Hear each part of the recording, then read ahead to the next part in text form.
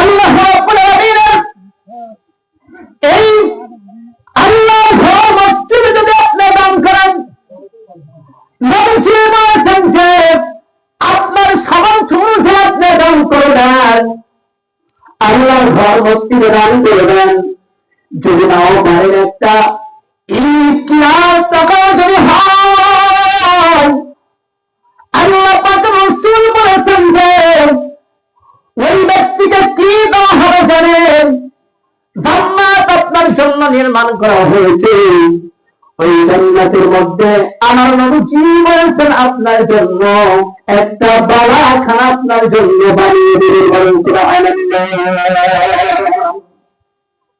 দেখেন রাসূলুল্লাহ সাল্লাল্লাহু আলাইহি ওয়াসাল্লাম বলেছেন আপনি একটা আবদ্ধর মধ্যে আছেন,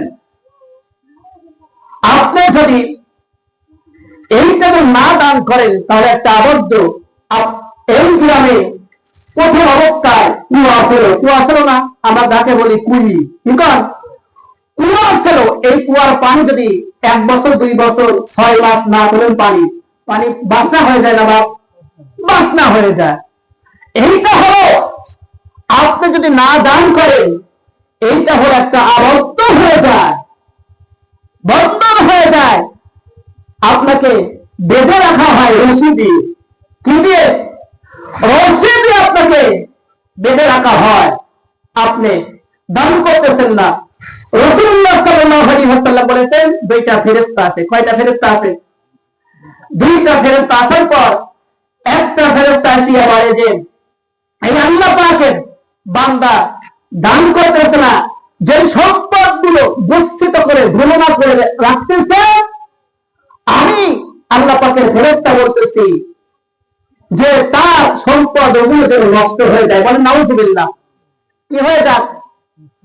আপনি যদি গচ্ছিত করে রাখেন, না দান করেন, ওগুলো দেখেন বর্জন করতেছে ফেরেশতা, ওগুলো নষ্ট হয়ে যায়। আরেকটা ফেরেশতা এসে বলেন ও আল্লাহ পাকের বান্দা, তুমি যদি আল্লাহর রাহে তুমি যদি আল্লাহর ঘরে মসজিদে তুমি যদি দান করো, আল্লাহর নবীজি বলেছেন যে আপনার বান্দাগুলো খুলে দাও।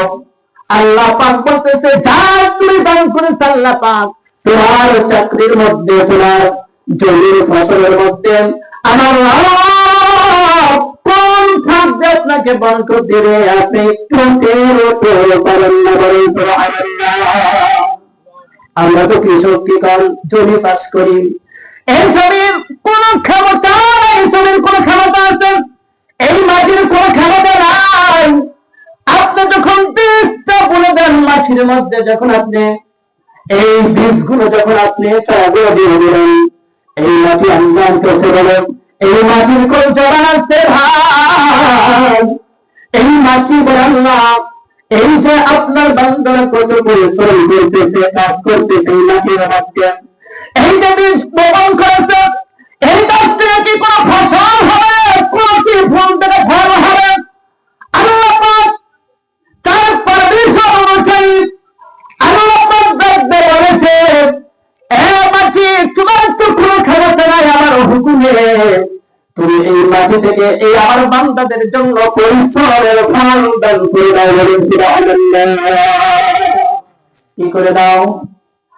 আর বান্দা যদি আপনার এখন আসেন, আপনি দান করতেছেন না, মানে একদিন আসবে আপনার সবকিছু শেষ হয়ে গেল, কথা দিচ্ছি না?